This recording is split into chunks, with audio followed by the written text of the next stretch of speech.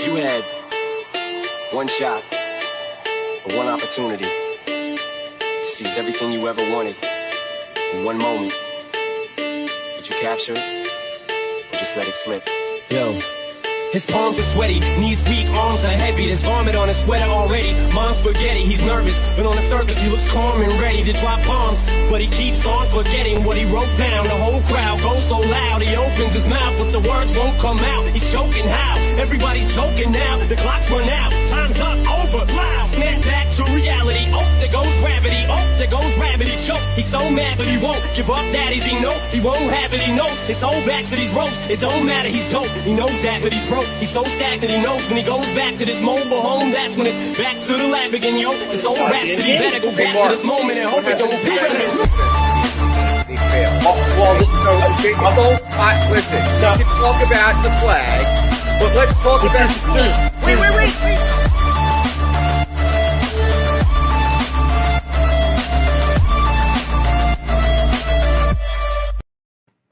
Good morning, everybody. Trending in the AM right here on DSM Media. We're live, as always, Facebook, Twitter, Twitch, YouTube. You know the drill. Smash that like button, smash that share button, retweet it out on Twitter, and head over to the YouTube page. Give us a thumbs up. And if you want to get interactive with the show, the best place to do it is on the YouTube page where we put the comments, like these examples, right up on the screen. While you're there at the DSM Media YouTube page, make sure you hit the subscribe button, hit the bell to turn the notifications on so you know whenever Team DSM is live. Which we're pretty much live every single day of the week. We are every single Monday through Friday, 8:30 a.m. I am Phil Spiteful at Bearded Knowledge on Twitter, joined as every Monday morning on Overreaction Monday by Jason Voorhees at Mustang3651 and Mark Moscatelli at Mark with a C Moscatelli on Twitter. Good morning, gentlemen. How you doing today? What's up? Good morning. Hey, it's a beautiful Monday morning. It is springtime. Baseball is about to kick off here soon. You know, spring training is in the heart. The Sixers are in their stretch run. Free agency of the Eagles. Everything. You know, we went from about a 2-week stretch of the most boring sports time to now everything is just ramping up, and there's so much to talk about. And today is Overreaction Monday, and Overreaction Monday, as every show and everything on DSM Media, is brought to you by Manscaped, the leader in men's grooming products. Check them out, manscaped.com. Use promo code DSM at checkout for 20% off and free shipping. All right, guys, so we're going to overreact to a lot of stuff today. And the theme is overreacting to the owners and GMs of Philadelphia sports teams. And I say it like that because we've been overreacting about John Middleton, about Howie Roseman, about Daryl Morey and Doc Rivers now for weeks now. And I kind of feel like some of it's been overreactions and some of it's been justifiable. So I want to start with John Middleton first. The overreacting to him being a cheap owner. And I've been the one person for a long time saying that John Middleton was not a cheap owner. He was just waiting for the right moment. And everyone's like, no, he's cheap. No, he's cheap. No, he's cheap. Well, I mean, I think I've been proven right. On Friday night, you know, I woke up Saturday morning from a text message from Jason. Nick Castellanos is now a Philadelphia Philly. The Phillies have officially gone over the luxury tax for the very first time, signed Nick Castellanos to a 5-year, $100 million deal, along with the Kyle Schwarber deal. The Phillies have gone over the tax. They have now one of, if not the best lineups in the NL. You know, is it time for you guys to take back the John Middleton is cheap comments? Mark, you want to go first? I never thought he was cheap. Okay. Well, I'm not saying you specifically. I'm saying you, the fans of Philly. You know, a lot of fans, they don't think that he's doing enough, and I think he is. I mean, like, look at like some of the big signings. I mean, he wrote a really big check for Bryce Harper. He wrote a really big check for Zach Wheeler. This year, Schwarber and Castellanos, like he's not afraid to have money. Now, I'm going to compare from the previous regime. There was a self-imposed salary cap that the Phillies dealt with. Montgomery wouldn't allow Amaro to have multiple $100 million players when $100 million players were the norm. And that's why Jason Worth walked. Otherwise, he would have been signed. I don't think they have those limitations here. I just want to make sure that they're strategic with the signings that they do make, and they're not pressured by the fans to make deals that they normally wouldn't do. I don't think these two signings were pressured by the fans, but it could give the appearance, like go over the salary cap, go over the luxury tax, go over the luxury tax. All right, fine, I'm going to sign Nick Castellanos. I think they were probably planning to make that move anyway. And look at what they're spending for those two players versus what Chris Bryant got. You got 2 for 1 on that deal, and that is a smart move. So a lot of people say, well, what do you care? It's not your money. It's not. But I don't want them hamstrung in these contracts, just giving away these contracts, and then these players fail in a year or two where you're stuck with them and you can't move them, and your franchise just continues to be set back. So I don't think you bring up the Chris Bryant part, and yeah, the 2 contracts are less dollars than the 1 Chris Bryant contract, but it's also the years in the contract. Chris Bryant and Nick Castellanos are both 30-year-old players. Chris Bryant got 7 years. Nick Castellanos got 5 years. There's a big difference between a 35-year-old player and a 37-year-old player, and that it's not just the dollar amount; it's the fact that it's the years and stuff like that as well. I'd rather spend more money per year on a player and not have them until they're 38 years old than the other way. So, Jason, thoughts on the Phillies finally going over that? I know we're beyond belief excited because you, like me, are, baseball's number 1 in our heart. It might not be the number 1 thing we talk about, but in our heart, baseball is always number 1. I mean, absolutely. You're talking to somebody here, and you know me. I get a lot of times I get criticized for my takes. A lot of times I get criticized for my negativity surrounding most notably the Phillies. I think my negativity with the Flyers is on point, but that's for another conversation. But so hold on. Your negativity with the Phillies is the single reason why Bryce Harper won the MVP last year. Well, I don't know how to do it exactly, but the splits before and after you said trade Bryce Harper are night and day. You literally personally lit the fire under Bryce Harper last year to get him that MVP. Yeah, and listen, I owned it. I owned up to my mistake. I was wrong about Harper. I owned it right on TV. I owned it on a show. You were right. You got him the MVP. You personally motivated him into that great second half last year. Hey, listen, you can't always be right. And here's the deal. As I said, I've been very negative on the Phillies. There's nothing I can complain about right now as far as the fact that they did go over the tax. Honestly, I'm still in shock. It's 3 days later, and I can't believe that we signed Castellanos. Because when I saw the rumors, there's the saying that where there's smoke, there's fire, and I kind of was like, they're just it's just a rumor. Right. And then Friday evening, it kind of started really getting hot and heavy, especially on Twitter. I started seeing Phillies are aggressively pursuing Castellanos, but I still didn't believe it. I still in my mind was like, okay, they're going to go after him, but there's going to be a tipping point where they say we're not going to spend that kind of money. Right. Because it's the Phillies and that's their MO. But once again, I was proven wrong. And, we signed Castellanos. Looking at the Phillies lineup, obviously, a lot of people have done different variations.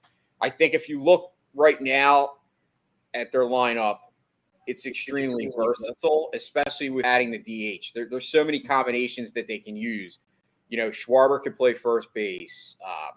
Rhys Hoskins. There's a bunch of guys that could play different positions. And that, to me, is extremely important when it comes to, building a lineup on a daily basis, especially when you looked at the Phillies the last 2 or 3 seasons, besides Bryce Harper, their offense has been so sporadic and went into so many long-term slumps where, they couldn't hit the baseball. The good thing about having a bunch of different variations and versatility means that if you are having guys that are slumping, you could sit them a couple days and not have to worry because you have other guys that can play those positions. And I think that's very, very important when you're looking at a team that right now, if you look at their strength, it's obviously their offense. Right. We're going to win a lot of 10-9 games. Mm-hmm. They're not going to have the starting pitching to be able to win 2-1 games on a regular basis. Now, listen, I've said it and I'll continue to say it. For me, the Phillies pitching staff is still the question mark, the starting pitching. I think they have improved their bullpen enough for me to be able to say that I think their bullpen is going to be good. The starting pitching, to me, it's obviously Zach Wheeler is an ace. Aaron Nola is capable of being an ace, but he's so inconsistent. And my concern is that we continue to sit here and wait on the what if with Aaron Nola. Because let's face it, if Aaron Nola doesn't have a bounce back year, pitching-wise, they're going to be in trouble. And Zach Eflin, by the way, everyone likes to praise him and say he's this great guy, but he still obviously last year he was injured. So he's a question mark to me too. Rangers Suarez. Let's pump the brakes for a second there because we're getting all over here with the Phillies here. I want to get back and just stick to Nick Castellanos for a little bit here, because Nick Castellanos is the new guy, and you bring up Kyle Schwarber and all the places he could play. They introduced Kyle Schwarber as a left fielder. Nick Castellanos, everybody assumed was going to be the left fielder. He's only played 11 games in his career as a fielder. So is Nick Castellanos going to be the DH? Nick Castellanos, he's got 527 games at third base, 493 games at right field. The rest of his entire that's over 1,000 games. He's got less than 30 games anywhere else played on the field. So is Nick Castellanos being brought in here to be the third baseman or the DH? Or what do you guys think, Mark? What do you think is the goal in mind with Nick Castellanos? Because we just assumed he was going to be the outfielder, but Kyle Schwarber probably is actually going to be that outfielder there. What are your thoughts on Nick Castellanos on where they're going to utilize him on this team? I would say, like what Jason said, like he'll be playing some games at third, some DH, some in the outfield. I'm just happy to have him here. Listen, I don't watch a lot of Cincinnati Reds or Detroit or he's at, but from what I can see, A, the guy's a character. B, the guy puts up some numbers, and he's going to fit in nicely in this lineup, and I think they'll wedge him into whatever fielding position they see fit at any given day. That's going to be part of the problem, though. That, we're going to have a massive offense, and we are going to win a lot of 10-8 games. We're also going to lose a lot of 10-8 games because of the defense and because of some suspect starting pitching once you get deeper in the rotation. So there's probably some plans in place for midseason trades, hopefully, to get another ace or another starting pitcher or maybe a defensive replacement for some of these guys. But Castellanos, I think he's going to be all over the field. I think he's going to be spending a lot of time at third base, and Alec Bohm will probably DH a little bit more than what you thought he would, because he's not a very good fielder. I think you're going to have a big rotation at DH between Hoskins, Schwarber, Bohm, and Castellanos. I think you're going to see a lot of that, and then I hopefully Girardi kind of sees which lineup or which fielding lineup works best to maximize their defense, because I don't think he knows right now. Okay, yeah, no, I agree. Though you brought up the luxury tax in the starting pitcher and all. Now that we've actually gone over the luxury tax, it's a lot easier to see John Middleton and Dave Dombrowski making those trades. Getting over the tax is the problem. But once you're over the tax, there's no point in stopping that, obviously, at this point. You might as well just keep making more moves and keep improving this team. So, Jason, back to what you were saying with the starting pitching, Zach Eflin, I agree with you. Everybody loves Zach Eflin. You also say Aaron Nola. I know you Mark said you didn't catch the Saturday game. I was watching some of the Saturday game, It was the first telecast game, and Aaron Nola was the starter. We can't keep hoping that Aaron Nola becomes that Cy Young ace again. I think we've got to realize who Aaron Nola is. And Aaron Nola is a good pitcher. But Aaron Nola has not been a Cy Young candidate for 5 years now. So I think it's time for people to stop. And I think that home run ball that he gave up to Vlad Guerrero is still traveling. I mean, it was literally, I mean, I know it's the first game and pitchers in preseason are working things out, working on certain pitches. But damn, I mean, it was like the most basic pitch over the middle of the plate that any one of us could have made contact with. Yeah, but it was Vlad Guerrero, though. I mean, he's kind of a good player. Junior. So Vlad Guerrero Jr. It wasn't Vlad Guerrero. It's Vlad Guerrero Jr. He might be better than his dad. He might actually be, honestly. Jason, I don't know, what people expect out of this starting rotation, but I mean, it's got to be the next thing that John Middleton does and Dave Dombrowski does is spend money somehow to improve it. Yeah, I mean, like I said, the rotation on paper is not. It's not like it's like bottom tier, but it's not. It's nowhere near top tier either. It's like in the middle, and honestly, in the division, obviously the Mets are superior at pitching. Well, obviously our lineup is superior. I mean, our lineup, if you look at the Phillies lineup right now, it's actually an American League lineup. I mean, it's honestly, I don't really see the only position that I really look at, and me personally, I'm not happy that they didn't fix is center field. Right. But I mean, I guess with Odubel, it's like almost like you kind of know what you got with him.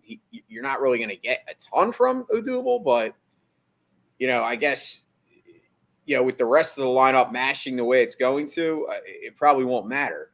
But I did hear that they were kind of sniffing around Austin Meadows, who is a Tampa Bay Ray. I would not be opposed to getting that guy because I believe he's a center fielder. And he also, not last year, I think he had a bad year, but in the past, he's been able to, I think he had 27 home runs one year. So he's another guy. Like if they traded for him, then the lineup's going to even be better. Like I don't really realistically look at the lineup as being something that I could complain about because, like I said, right, even as much as I was saying that Kyle Schwarber was like an analytics pick and it's not a guy that he's not going to hit 300, he's not going to drive in 120 RBIs, but adding him and then adding Castellanos, I mean, you now have Bryce Harper and Nick Castellanos both hit over 300 last year, both had over 30 home runs. I mean, this offense is going to be insane to watch. So on the center field, I want to touch on the center field thing because people are overreacting to the lack of depth in center field and Odubel and Matt Vierling. So there was an article and a story about how during the lockout the minor leaguers were still working out down in Florida, and now I can't think of his name. Rojas, I believe that's his name. He's a minor leaguer, and they're really high on him, and they're trying to buy time to get him ready for the majors. So that's why they're not spending money in that position because they think they've got their center field of the future. But the name I want you to think about, I haven't given up on Adam Hazley in center field either. I mean, let's be honest. Last year we're not really sure why he left the team, but he's back down there in camp. A strong camp. I mean, 2 years ago, he hit 278. Year before that, 270. I mean, he's a guy that was showing, he was a former first-round pick, some progress that maybe he's the guy that, it's not hard to beat out Odubel Herrera for center field. Maybe he's the guy that steps up this offseason or this camp and takes that job from him. I don't know. Yeah, I mean, I'm not overreacting about Odubel. I was just saying that I'm not. Oh, I'm not saying you, but a lot of fans. I'm not preferably a fan of Odubel, but I get it that the Phillies, they obviously have a plan at center field. That's why they signed Odubel. Cheap option. kind of just come in, hold the place. I don't know much about this rookie that you're talking about. I will have he's to not a rookie. investigate. Johan Rojas, I think his name is. He's a young kid. I think he's only 20, 21 years old. I'm going to look him up real quick here. Well, I mean, it sounds to me like it's a revolving door down in the minor leagues of the next great center fielder, because he wasn't even on my radar, and shame on me. Moniak and Hasley was. So, I mean, here's yet another guy. Like they don't have a plan for center field. Let's be honest with ourselves. Right. And the other thing, too, with the lineup, who's leading off? I saw a mock. Schwarber. He's a leadoff guy? I mean, he's an on-base guy. He actually walks a lot. Yeah. And he had about 280 and had about a 380 on-base percentage as a leadoff hitter last year. So he's not a typical leadoff hitter. He's not a typical guy. He's not a guy that you're going to get on base and steal bases. Usually your leadoff hitter. Typical leadoff hitter steals bases. He is not that guy at all. Well, not that the major league steals bases anymore, but yeah, he didn't strike me as a traditional leadoff guy, and I thought he would be batting a little bit lower down in the lineup. I mean, honestly, I'm not going to lie to you. I think Gene Segura could lead off. Gene Segura led off quite often when he was with Milwaukee. Now, I know it's going a couple years back, but I don't think at this point, all to me that you want from a leadoff hitter at this point is somebody that's going to get on base, because you're going to have all these guys mashing. See, I my own personal opinion is that Schwarber should be further down on the lineup. They should have all their power hitters, right? But then again, maybe they want to kind of stretch it, and I think Segura plays a great second hole hitter, because he knows how to make contact. He knows how to advance the ball. He gets people off. I'm saying he can lead off, though. Yeah, I know what you're saying, but I'm saying I like him, and I prefer him to stay in that number 2 role there. Look, I mean, if you want to go totally analytics, Connor saying Hoskins can lead off. I mean, if you're going to go with someone that just gets on base, I'm pretty sure Gabe Kapler had Rhys Hoskins lead off, a few times a couple of years ago. So, when you've got that many power hitters, somebody's got to lead off. So, it's going to be interesting to see how creative it gets in that spot there. Yeah, it'll be an interesting summer, guys. Oh, it's going to be an interesting summer. We got so much time to talk Phillies. I want to move on to overreacting about Howie Roseman for a little bit here and transition to the Eagles, for a few minutes here, because it seems like just as much as everybody was overreacting to John Middleton being cheap and not wanting to spend money until he did, everybody's overreacted to Howie Roseman, because every single name that becomes available in free agency and trades this offseason, every single one of them, you can name Aaron Rodgers is available. Some fan is linking him to the Eagles and saying the Eagles should go get him. And every person that doesn't come to Philly, it's instantly Howie Roseman failed at his job. And I brought it up because obviously I brought Robert Woods up last week on this show as a name, but I never actually looked at his contract and looked at, the details of him. He got traded to Tennessee for a 6th-round pick. And obviously everybody freaked out that the Eagles went or Howie Roseman missed out on Robert Woods and he should have gotten him, et cetera, et cetera, et cetera. Then you look at it, $17 million cap hit, signed for 4 more years, all the dead money that's in his contract. Why would Howie Roseman go out and trade for a 30-year-old guy coming off an ACL tear that is going to take up 60% of your remaining salary cap? So sometimes fans overreact to the name that's being moved or going to another team instead of thinking about the details on why. And I know Howie Roseman hasn't made a lot of moves outside of Hassan Reddick. He's only basically brought players back. But we do have to be a little patient here, don't we, guys? Yeah, I mean, yes. Honestly, I think this is my own opinion on Howie Roseman. And let's just look at position by position right now. Let's look more specifically at the wide receiver position, because let's face it, that's the position that most fans are pissed off that we haven't addressed. Now, I'm looking at it from a perspective of the fact that Howie Roseman has a liking for drafting wide receivers early in the draft. We have 3 first-round picks, okay? If you don't think, and Phil's been saying this for a year, if you don't think that the Eagles are eyeing up a wide receiver with one of those 3 first-round picks, then you obviously don't know Howie Roseman.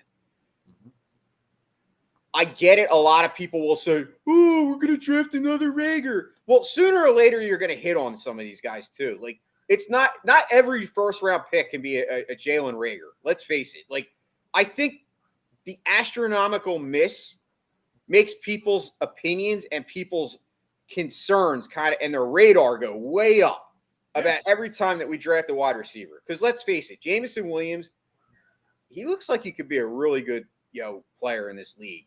Now, I got it, the ACL injury, but we talked about that. ACL injuries are like the Tommy John surgery of Major League Baseball. Like, they're not something that should be extreme concern that somebody's not going to be able to come back from an ACL. I think this is my opinion. We were extremely hot and heavy on Calvin Ridley before that whole thing happened with the gambling. I think that Howie Roseman hasn't stopped with that. I think that's just on the back burner, but I think that's his ultimate goal is to bring Calvin Ridley in here as the wide receiver. For me, there's a couple reasons why I think it makes sense. He's still very young. When healthy, Calvin Ridley is a top 5 to top 10 wide receiver in the NFL. And you're not going to have to pay $30 million like a Devontae Adams. So I think that is their plan all along. And I think a lot of people are just overreacting because we didn't sign a wide receiver. I think this week you're still going to get news and they're going to sign a wide receiver. Could be Jarvis Landry. I think more notably, it probably might be Crowder. I influence your opinion so much. People are not going to be happy about it, but I'm looking at it as they do need a vet. They need a veteran wide receiver, but they didn't have to go and get an Allen Robinson and spend all this money because I think their main target is Calvin Ridley. I could be wrong. I could be off on that opinion. I look at things logically, and I just think that Howie Roseman has systematic. He's been plodding along here. Mark, what are your thoughts on this? Yeah, I think my man plays chess, not checkers. There's something going on. They converted Slay's salary to a bonus to free up more cap space. So something's coming. I don't know what that something is. It might be something that you see on draft day where one of those picks does get traded for somebody somewhere. But something is going down. And they have to add another wide receiver, whether it's through the draft or somebody off the scrap heap or like a mid-tier guy somewhere in the league. They cannot go into the season with what they have. It ain't going to work. I do think he's going to draft somebody on one of those first-round picks. As long as those other first-round picks are defensive players, I'm okay with that. So everyone's upset that we didn't trade a 6th-round pick for Robert Woods. I know Robert Woods would help this team if it was just straight up, just the player not thinking about the trade, not thinking about the money. Obviously, Robert Woods would help. But we've been talking on this show for a week or two now since we didn't get Calvin Ridley in a trade. What about DK Metcalf? Would you rather spend $17 million of your salary cap on Robert Woods or the extension that you're going to have to give DK Metcalf, probably $20, $22 million? What would you rather do? Trade a first or second round pick and pay DK Metcalf $20 million? Or would you rather trade that 6th round pick, maybe 5th round pick, and pay Robert Woods $17 million? I'm taking the DK Metcalf path all over. So maybe that's the play. If we're not going to get Calvin Ridley, maybe he really is eyeing up DK Metcalf as a possibility. He's the fish that got away, and I wouldn't be surprised if that's what he's trying to do. Now, is Seattle going to give him up in the same offseason as they did Russell Wilson? And what does that tell their fan base? So I'm not sure. I'm not sure that Seattle's going to let him go, and if they do, it's not going to be cheap. What was DK Metcalf's injury? What is Carter? DK Metcalf doesn't have an injury. I think he means Robert Woods. Yeah, Robert Woods. Okay. Yeah. No, Robert Woods is injured. Yeah, I was going to say, DK Metcalf, I know a lot of people will say he has an injury history. But I think if you did trade for DK Metcalf, the only thing that I could see maybe Howie not wanting to do that is that by doing that, he's admitting that he made a mistake on not drafting him. But on that aspect, I think he's kind of tended to want to fix his mistakes in the past. In the guys he's missed, he's tried to bring in. And I mean, he just tried to bring in, Russell Wilson, who, obviously he missed out on. They wanted Russell Wilson ages ago. DK Metcalf would be a game changer for the offense. Absolutely. And DK Metcalf doesn't have an injury history. He hasn't missed a single game yet in his career. He's a big body guy, big body wide receiver. He is. Did he have an off year? I mean, the whole Seattle team had an off year. Yeah, I mean that was more the whole team as a whole. Look, everybody's overreacting. Look, we got Hassan Reddick. We've restructured Fletcher Cox's deal. We've restructured Darius Slay's deal. Everybody freaking out about Fletcher Cox. Well, he was gone for a cup of coffee. He was in unemployment for 2 days. Everybody needs to relax. Like you said, Mark, Howie Roseman's playing chess, not checkers. There's a big difference right there. Well, here's where I'm at too. Sometimes, like you said, you do have to show a little bit of patience, and I get it. Once again, instant gratification. We want results now. We want this team to be great now. But you have to be realistic too, and I think you can't necessarily just look at next year right now because it's not the finished product. I mean, this year, because it's not finished. You still have the draft. You still have the second wave of free agency, and you haven't gotten through the first wave. It's been a week. I think we're just so used to like wanting results now, and we want it now. And it's like sometimes you gotta like be a little bit understanding of the fact that maybe Howie Roseman is trying to be a little patient and make moves that are going to help this team in the long run, and not just go for the big flashy signing where it just knocks out your salary cap. And I wouldn't just say, even if we don't sign a ton of more guys at free agency, that this year is necessarily another throwaway season, because you're going to get better in the draft. You're going to get better. I want to ask you an interesting question, guys. DK Metcalf, you trade for DK Metcalf. He's going to make us obviously amazingly better. But with the deal that Davante Adams just got from the Raiders, DK Metcalf's going to sign a massive contract. So, there's always that theory that you can't pay a quarterback, $50 million a year and contend or be a Super Bowl champion. Can you afford to pay that much of your salary cap like the Raiders just did to Davante Adams? Because it's going to take a close to similar deal for DK Metcalf. Can you pay a wide receiver that much of your salary cap? That's something I haven't really sat down and thought about too hard or too long about, but it's something that does concern me, that if you're going to pay, $20, $25 million, maybe more to a wide receiver, that's going to hurt the really important spots, the line, the defense, stuff like that. Mark? Depends. I would say pay the man, and I'm going to tell you why. Because you're going to lose Kelsey's salary. You're going to lose Fletcher Cox's salary. You're going to lose Brandon Graham's salary. You're going to lose some of your older veterans, high-ticket guys. So you're just shifting the money from that position to wide receiver, which is needed, and you're still got these offense and defensive line guys that are playing on smaller contracts or rookie contracts, which you can get away with in the next couple of years. I mean, even Hurts is still on his rookie deal, and isn't the guy that they're married to just yet. So they can pour that money into that position if they so please. Jason, are you okay with committing that kind of salary cap money to a wide receiver? I mean, I was going to answer your question. It depends on the quarterback. If you have a quarterback that's making $60 million a year, if you have a Deshaun Watson or a Rodgers, then I think it would be tough to pay a receiver $25 million a year. But if you have a quarterback that's only making like $20 million a year or $30 million a year, then it's a little bit more feasible because then you kind of even out the money. I mean, I'm a huge Davante Adams guy. If I was the Eagles, I would have tried to get Davante Adams for only one first, and I got it. You had to spend a lot of money, but I would have done that because I think Davante Adams on the Eagles, even with Jalen Hurts deficiencies, it would be hard for Jalen Hurts to not succeed with a wide receiver of that caliber. That's just my opinion.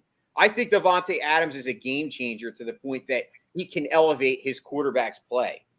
You know how there's some quarterbacks that can elevate the rest of the other team's play? Well, I think you could say the opposite with some wide receivers. I think Jerry Rice had a lot to do with Joe Montana becoming what Joe Montana was. I'm not saying Joe Montana wasn't good, but you got to look at both things.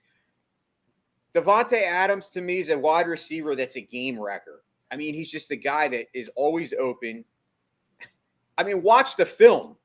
I mean, every time I watched a Packers game, I was just enamored on the way that, he would just be able to get open regardless of who was covering him. If you don't think that would not help Jalen Hurts, I mean, you're crazy. Like when you're going from practice squad type wide receivers and Jay Jaws and Jalen Reagors and you put a Davante Adams on the Eagles, that you'd be just unbelievably better. I get why they didn't do it. I get why you guys have opinions that you would think that would be crazy. But to me, I would have done it. Just an opinion. Real quick, you mentioned his name, Jason. I want to just bring it up. I don't want to spend a lot of time on it. It's like a minute or two each if you guys want. The thought of the Deshaun Watson trade to Cleveland. I mean, they gave up a lot to get him. They restructured his contract. He got a massive pay raise. They restructured his deal to a way that if he gets suspended this year, that he's not going to end up, losing any of his money really. And they still haven't gotten rid of Baker Mayfield. They're refusing to trade Baker Mayfield at this point. Thoughts on what Cleveland gave up? Do you think Houston? I kind of feel like Houston may have actually won this deal to an extent because they had no choice. Normally, when the player demands a trade, you don't get 3 first-round picks and more. Jason, what are your thoughts on that trade, real fast? I mean, I would have loved Deshaun Watson on the Eagles, but that is a steep price to give up and a steep contract. I mean, wow. He probably made $100 million raise just by getting traded and didn't even play last year. Might be suspended. I mean, we talked about it. Deshaun Watson, the player, the talent, is top 5, top no less than top 8 in the NFL. Right. But when you're looking at the contract and what you would have had to give it up, like I said, if Eagles make that deal, just remember, so they give up 3 first-rounders, right? The 3 first-rounders they have. So they bring in Deshaun Watson. They can't sign another wide receiver. So you're going in with Deshaun Watson and Devontae Smith as your only, and Goddard. I don't think that would make your team. Is Deshaun Watson better than Jalen Hurts? I guess at this point, yes, we could say absolutely. But once again, the whole thing with Jalen Hurts to me is still the unknown of what can he tap into. And I believe that the Eagles, I think they would have made that trade if they weren't as high on Jalen Hurts. Let's put it that way. I think with Jalen Hurts right now in the Eagles' mind, they obviously see that they believe that he can progress and become a much better quarterback, because I believe they would have been all in having 3 first-rounders this year to get any kind of quarterback upgrade if they didn't think that Jalen Hurts was going to be, good moving forward and better than what he's been. I don't know what your thoughts are, but Mark, on the Deshaun Watson trade. I'm super glad they didn't do the deal. It's number one, they gave up way too much. Number two, the Cleveland's salary cap is going to be hamstrung now, especially if he does get suspended he has another incident. The character issues that are out there. Yeah, I mean, behind the scenes, your front office and your team is going to have to do a lot of work to sell that player to the community to the fan base, to the female fan base.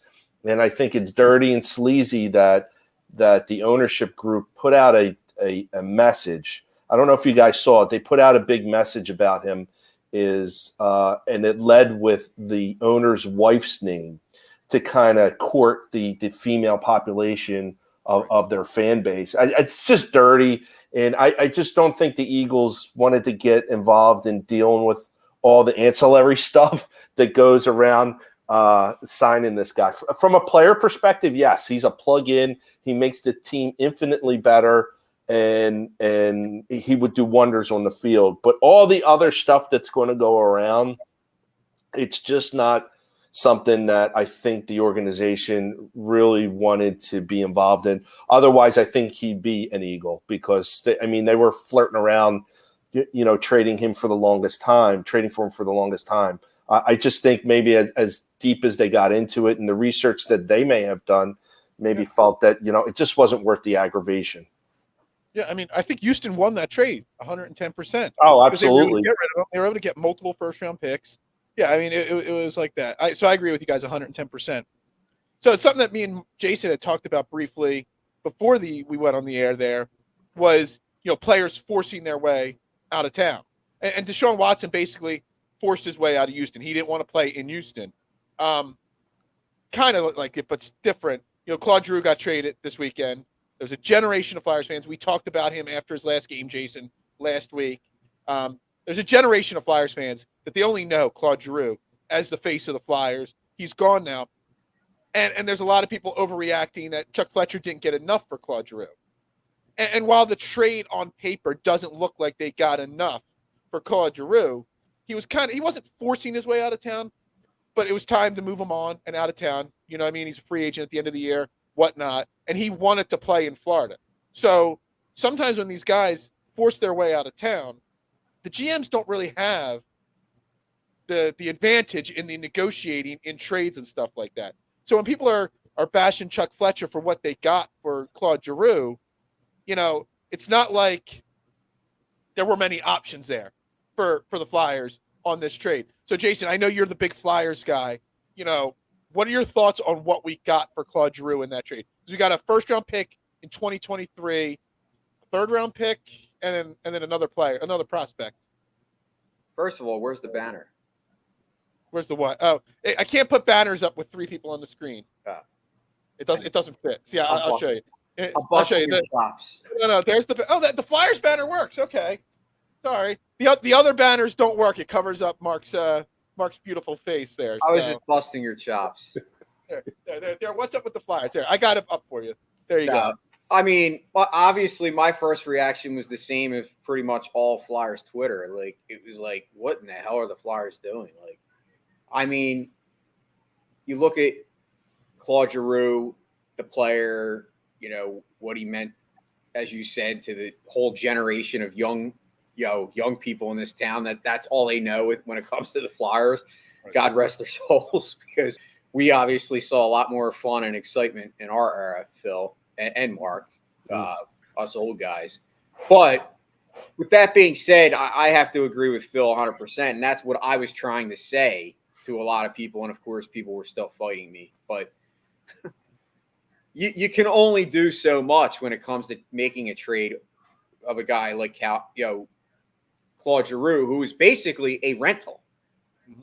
Because the fact of the matter is the Flyers could actually re-sign Claude Giroux, after the season, which they could very well do. It's not set in stone that they won't.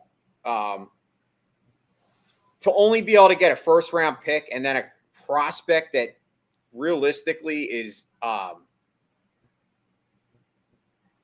most people are considering him not anything that could become anything in the NHL. I don't always look at it that way. I think sometimes these guys can develop a little later, or maybe a change of scenery can help somebody.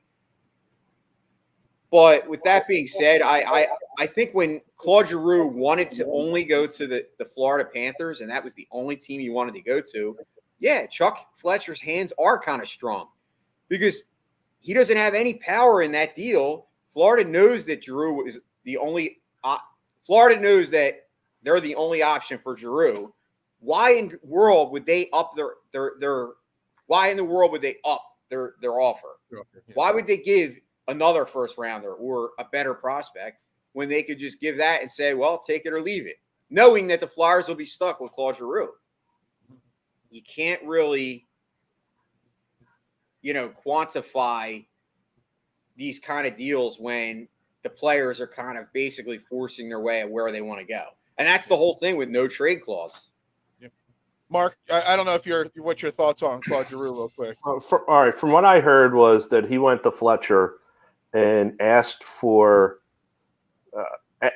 whether or not he'd be seriously considered to be re-signed before he went to trade. And Fletcher could not guarantee that he would even be considered. So that's when he put his foot down. At least that's what I've seen and heard.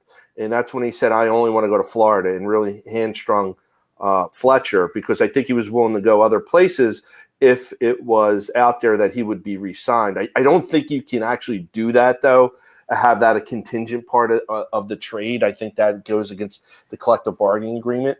But from a Claude Giroux perspective, Jason, because you're the Flyers guy, do you think he was how can I put this? Did you like him or did you not like him? Because there's a lot of Flyer fans that despised him as the captain of this team. And there's a lot of noise. Hey, good riddance. See you later. How do you feel about that? Well, it's cool. Thank you for asking me. But I talked about this with Phil on Friday's show a little bit. I can't fault Claude Giroux for not being the leader. Not every good player is a actual great leader. And I think sometimes when it comes to captains, you've seen this, because captain's a little different in the NHL than it is in any other sport, because like the captain is like almost like a secondary coach, so to speak, or somebody that's going to kind of lead the team as far as not just on but off the ice. But Claude Giroux, yes, I agree. He's getting a lot of hate from some segment of the fan base. But you got to be realistic about it. They didn't really give him much help. Like his whole time here, besides 2010, when he was very young and we went to the Stanley Cup that season. Mm-hmm. Realistically, how much help did he have other than that? Like if you really looked at those teams, the past 12 years with the Flyers has been just pretty much mediocre. And you can't look at Giroux and say, well, it's all Claude Giroux's fault. He didn't do anything in the playoffs. Well, it's a team, folks. It's not just one player. And I didn't see other guys stepping up. I didn't see Jake Voracek stepping up in the playoffs. I mean, the only guy, and the guy that I loved that played with Giroux that I wish they would have never got rid of was Wayne Simmons. Because I agree Wayne Simmons was actually a guy that gave a shit. Yeah. If Wayne Simmons was on this team right now, he would not put up with the way that this team has played this year, regardless of the talent and the injuries. He would have said something in that locker room and said, yo, guys, either put up or shut up. That's what the Flyers are missing. They don't have a guy like that. They don't have anybody that has any kind of a pulse, any kind of a heart. And it pisses me off. Because Claude Giroux, look at him. You got me, Mark.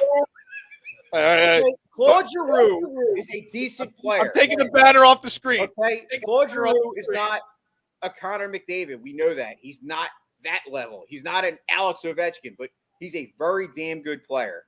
But if you didn't put other pieces around him, how did you expect this team to be better? And every year for Infinity, they've either had bad coaching, bad goaltending, bad defense. They've never had a full put together team. The only year they did was 2010. And I'm not gonna lie, the 2010 Flyers were almost like the 2017 Eagles, except they didn't win. Mm-hmm. It's a shame. I consider myself a passive Eagles fan, a Flyers fan. There were times where I was like the 2010 team, 97. 87 is my favorite team ever. I mean, that team came within a game of beating one of the greatest teams ever for Stanley Cup in this city. How they've run this organization for the past, 10 years, they have killed off of the majority of those those semi-regular fans that check in every now and then. Phil, you're one of those guys too. I mean, yeah. Jason, I don't know if you've been down to the Wells Fargo for a Flyers game. I'm beside myself how that building is half empty. COVID restrictions or not, I don't understand that. If anything, they always said there was only 17,000 Flyers fans, and they fill that stadium every home game. Now you don't even see that, and it's a scary thought for that organization. And I've said this before, and I was mocked. The Philadelphia Union are up on their tails, and if anything, they might be the fourth team in this city. Flyers are dead, and that is a damn shame because they have a rich history here, and everything that Ed Snyder has done for the city, for this team, has been forgotten and flushed down the toilet, and it really shouldn't be. And somebody needs to do something. I don't know what that something is, but this is bad, and something needs to change and change fast. Agree with you. I know Jason does too. Ed Snyder, I mean, obviously, since he passed away, like it hasn't been the same. Dude, what does it tell you that they didn't even honor him this year? Like that, it was a slap in the face. Like it's the organization, it is ownership, and we could say it like, well, they need to sell. Well, they're not selling because they're making money. They're still making money regardless of if there's 10 fans in the stadium or 100 because it's Comcast. They're freaking loaded. They're not worried about the Flyers. Like that is part of the problem. They're making money regardless. And so you could say we're going to hold the line, which I have. I've taken that stance. I haven't been to a game all year. I have only watched probably 20 games out of the full season. And you host a Flyers podcast. That's how bad it is. What does that tell you, Mark? That should tell you all you need to know. The organization let's get off the negative. Let's cut out the negative. Let's cut out the negative. Wow. We got two more segments before we wrap this show up. One real quick one. We did get a question here about the NCAA tournament on Twitch from Ms. Queen Rotom. I'm going to throw this to Mark because I know Mark probably knows the most about college basketball out of the three of us. The surprise so far of the NCAA tournament, Mark. I'm going to go women's first. There are a number of upsets, Villanova included. No, I'm not drinking at 9 a.m., but it's all good. My drink's empty already. I know it's a red Solo cup. That's all we got. The women's tournament have a number of upsets, Villanova being one of them. They were 11th seed, and they beat who did they beat? BYU. Listen, if you want to see fundamentally sound basketball, watch women's college basketball. It's fantastic. And yes, St. Peter's is watch out. That's all I have to say is they could steal another game and go to the Elite Eight. They are a pleasant surprise of the tournament. I said this in our chat. I've tweeted it out. It's been on my Facebook. We're just going to leave this comment up on the screen. For the rest of the Duke does suck. But be scared of mid-major Catholic schools in the tournament because they wreak havoc to your brackets each and every year. And St. Peter's is that team this year. And Nova's probably going to go all the way again, just an FYI. I'm just sorry, Scotty's comment, but I'm just leaving that the Duke still sucks comment up on the screen. Actually, I got to take it off the screen because I got to do a shared screen here for the closing segment of the show. Jason, unless you have something to add to college basketball, because I got nothing to add to college basketball other than what Mark had to say there. I'm happy that Duke lost. Duke didn't lose. They didn't lose. Izzo blew it. He blew it. They were up by 3, and then it was all over. Because everybody wants to see Duke I don't win. care, Scotty. I have nothing to say. I love about Scotty. I do. I actually now that since you guys hate Duke, I'm going to root for Duke because I always like to play the opposite. You know what? Get out of here. Hold Scotty. on. Taking him right off the screen for that one. I'm with you, Scotty. I got your back. All right. So today is the 18th anniversary of a very special, sad day in Philly sports, okay? Do you guys know what I mean when I say 18th anniversary today? I do. Mark is shaking yes. Jason, do you know what today's the anniversary of? No? You don't got it? All right. Well, I'm going to share the screen. and I got the video muted so we could talk while it's playing here. This happened 18 years ago today. All right. To me, this is one of the saddest moments because I have so many memories from this stadium coming down, from the stadium before it came down. Mark, I want your biggest or favorite or best Veterans Stadium memory as we watch this sad moment on the screen. I got probably dozens. I grew up blocks away from the Vet Stadium. I would go there with my friends on our bike, and we would try to sneak in and run up and down the ramps all the time. I was at the flare gun game. I was at the last football game ever at the Vet. I was at the last baseball game ever at the Vet. It was my childhood, and I did shed a tear when that place went down. And while the new buildings are great, nothing compares to the Vet.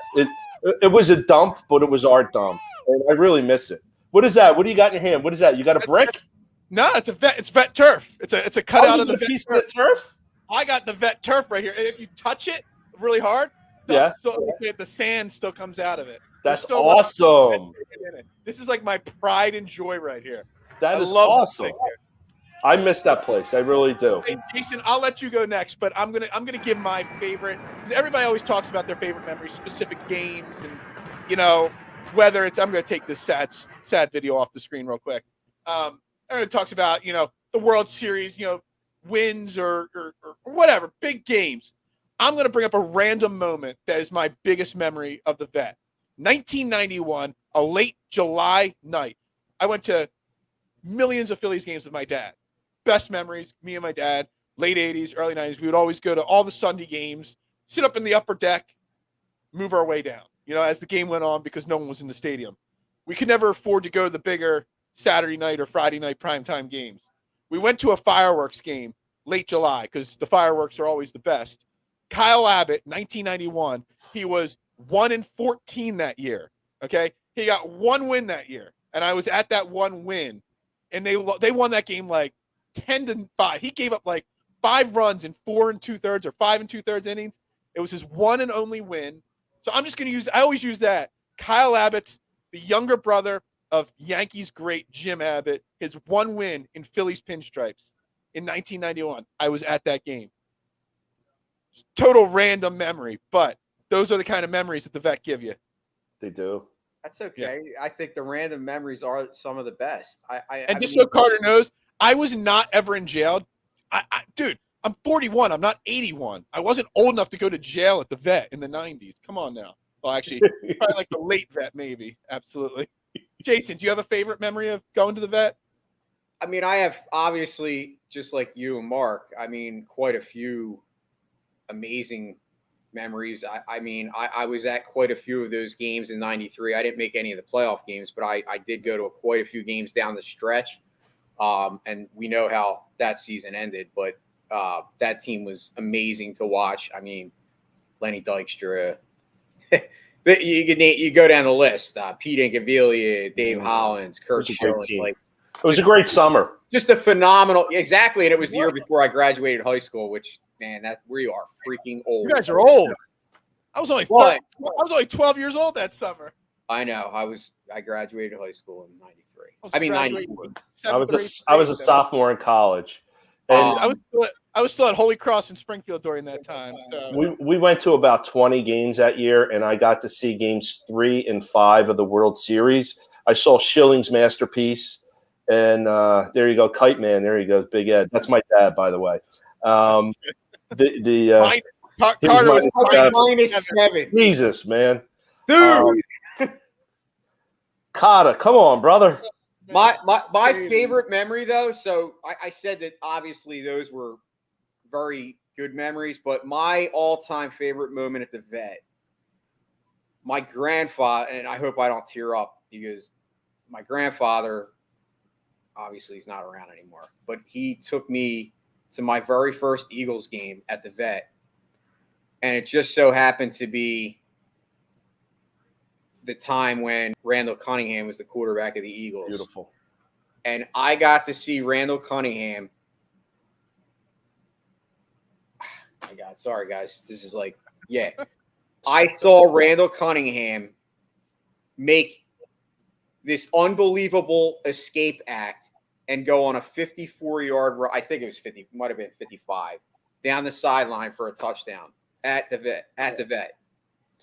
And I remember like it was yesterday. And like I said, because my grandfather, that's why it means the most to me, because not only was it my first Eagles game, but it was with my grandfather who absolutely loved the Eagles. He didn't get to see the 2017 Super Bowl, which I feel so horrible that he didn't. He didn't make it that far. But that to me is my best memory of many memories. Yeah, that's the best part. I mean, Phil, you mentioned with your dad, you mentioned with your granddad.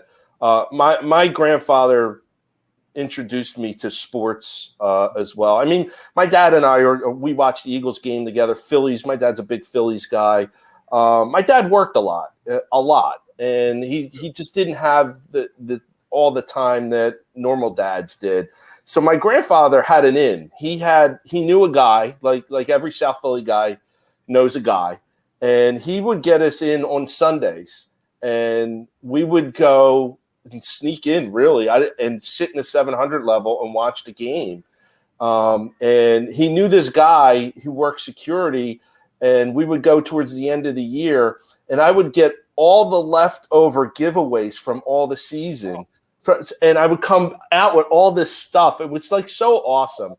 And I mean, a little bit later, like my dad and I would go to Eagles games together. My wife and I would go to Eagles games together. Now I take my family to Phillies games, and the last game I went to, me and my son went to a Union match. So I mean, it's stuff like that. It's not so much the stadium that is the memories that stadium creates, especially with your family. Real quick, to address Carter's comment, this is not a piece of turf or carpet. I mean, I don't think I've ever felt a piece of carpet that's this hard. I think I could break something with this. Yeah, this is not carpet. It's cement. That's basically what it is. It's worse than carpet. Yeah, the memories are the best part. I wanted to bring it up. I love the vet. I miss the vet. I miss the old feel of the old stadiums. I love Citizens Bank Park. I love the Link. They're great stadiums. But something about those old stadiums in the 70s, and all the cities had the same bowl-type stadiums. I don't know. There's just something special about those stadiums. I mean, I'll throw one other memory, and then we can wrap the show up. I got to see a concert at the Vet in the late 90s. And we all know the sound system at the Vet was not very good, especially for concerts. But I got to see a Dave Matthews concert there. But it wasn't just the Dave Matthews concert. It was the opening act. It was Santana. And I got to see Santana at the Vet. And I'm a huge Santana guy. So to see Santana opening for Dave Matthews at the Link and at the Vet, and at the end of the concert, he came back out for an encore. It was an amazing experience. And he made even the Vet sound system sound awesome. Phil, was that the last concert ever played at the Vet? I don't know. It was in '99. It was Santana, The Roots, and Dave Matthews. That's a hell of a lineup. Yeah, we went on the Friday show, me and my friends, and we enjoyed it so much. I had my dad had, and I used to borrow it all the time. We had a high top conversion van. You know, one of those vans with the couch in the back, the TV. We ended up scalping tickets for the entire weekend and staying in the parking lot in my van the entire weekend to go see show 2 and show 3. That's awesome. That was how awesome memories. It was. Exactly. But yeah, it might have been one of the last concerts ever at the Vet. So your dad's checking in, Mo. That must be your connection. Yeah. That was my granddad. Yeah, that was my granddad. He took me to. We never paid for a ticket. My dad needs to know your dad, because you know. We never paid. He worked for a company that his boss got sick in '87, and he couldn't go to any of the Eagles games, and it was the strike year. He gave his entire season ticket plan to my granddad. So we went to all the non-strike games because he was a union guy, and God forbid he would cross the picket to go see a game. But yeah, I mean, so many different memories there. And like even with my dad and I and my she was my girlfriend at the time, now my wife. We went to the flare gun game, and we sat in the 700 level, and what an experience. So many fights, and that was the game that led to the Eagles constructing a jail in that stadium, because there were so many ejections and there were so many fights, and the dude shooting a gun off in the damn stadium. It was unbelievable. Unbelievable. Oh man. All right. Let's wrap the show up there for the day, trending in the AM, on some fun memories there to end the show with the vet 18th anniversary of it coming down. Trending in the AM every Monday through Friday, 8:30 a.m. I am Phil Stifle, your host. Give me a follow over on Twitter at Beard of Knowledge. Mark at Mark Moscatelli. Mark with a C. Got to get the Mark with the C in there. And Jason Voorhees at Mustang3651. Actually, special treat tomorrow. It won't be just me and Jason. Mark's going to free up his schedule to come on for day 2 of this week. So all three of us will be back tomorrow morning at 8:30 a.m. Hey, we didn't even talk Sixers. I don't even know if I could say Sixers in 5 anymore. Because we'll talk some Sixers tomorrow after the end of the back-to-back against the Heat tonight up there at the Wells Fargo Center. So everybody have a great day. We'll be back tomorrow morning. Do we go back to Go Birds, or do we say Sixers in 5, or do we just say Phillies? Phillies win it all. How about ring the bell? There you go. Ring the bell. 1, 2, 3. Ring the bell. Ring the bell, baby. Ring